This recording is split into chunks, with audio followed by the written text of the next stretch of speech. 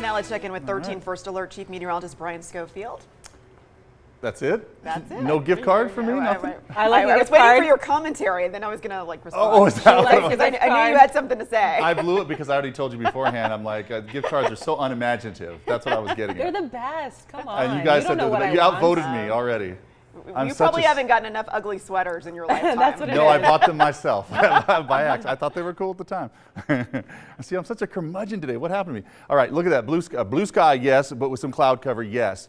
But I wasn't kidding when we're talking about those 70s returning, and they certainly have done a good job of moving into the area. A few areas still holding out. Green Valley, Anthem, but you're right there. You'll probably end the day that way. But I said suddenly spring. I was not kidding, so throw in some spring colors, a little robin's egg blue or something like that. 60 is our seasonal average. The record to beat from, believe it or not long ago, 74. We're at 70 already. We're going to be flirting with more records coming up this week because I bumped the numbers up even more to reflect the current trend that high pressure is anchored in position and will not budge. But it's flattened out some, and that's why these clouds are running over it. So remember, I was talking yesterday about a little bit of a dome. Sometimes high pressure just kind of sits like that.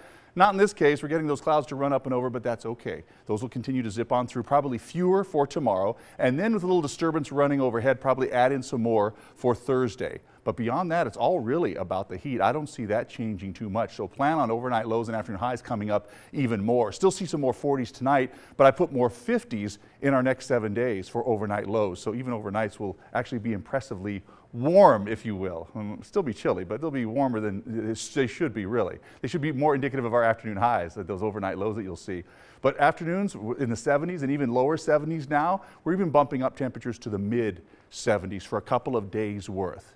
Now, even computer models are getting a little out of hand. I had to kind of cool them down a little bit because some of those numbers even showed some upper 70s. But let's just kind of hedge our bet here and know that we're going to get those lower to middle 70s coming up for another few days and certainly for the weekend.